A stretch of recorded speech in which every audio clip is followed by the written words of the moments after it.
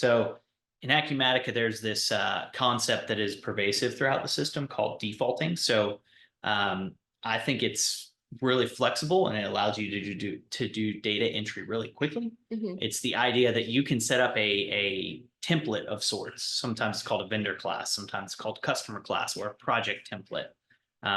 There's multiple areas you can do this, but it basically takes some pretty standard fields and fills them out for you.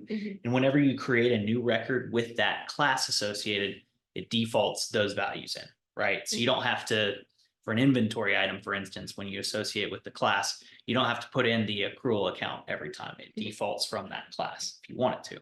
So this is for any new record. So Yes. Inventory item, project, anything? It's pretty much everything in the system, right? I'm sure there's exceptions like there are always, but everything I can think of has a way to default in information. So when you do that, the concept of default over just kind of pushing it down always and making them match is it gives you the flexibility to say, I typically use this account for my accruals, but on this specific record, I'm going to change it. Okay. And that's fine. You don't have to create a new class. You don't have to do any of that because 80, 90, probably 95% of it's the same every time.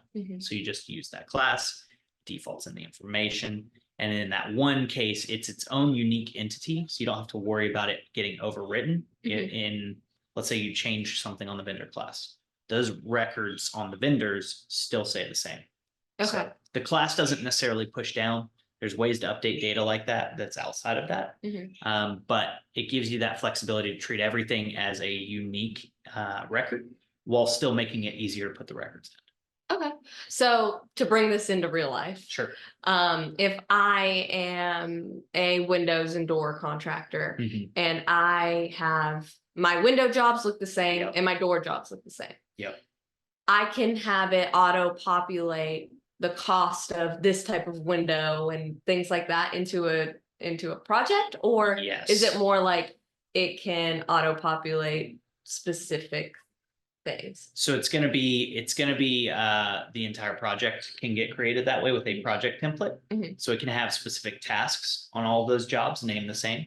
And again, you can add to them or take away. It'll have budget lines if you want them. So your cost and your revenue budget, your schedule values, if that's going to be consistent. And then you can go in and change, hey, for this job, we quoted this amount for this phase. So let's change it on the budget real quick. Very simple, easy way to fix it. Typically, you'll get 80, 90% of your information in from the template alone when it's repeat work like that. Okay, so a way that this could be really applicable to a contractor is I make 700 Walmarts a year. Obviously, that's an absurd number, but that's how many I make a year. Sure.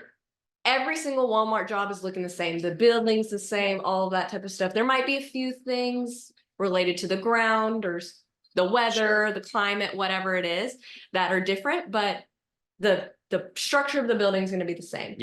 I could have like Walmart projects all look the same in the system and they all auto populate and I can just change those one or two line items. For sure. You can add to and take away whatever you'd like to from that would save a lot of time, I feel like. Yeah. It's definitely a valuable asset. I mean, I'm sure it's not unique to Acumatica. There's other systems that do that as well, but Acumatica does it extremely well. I really enjoy that.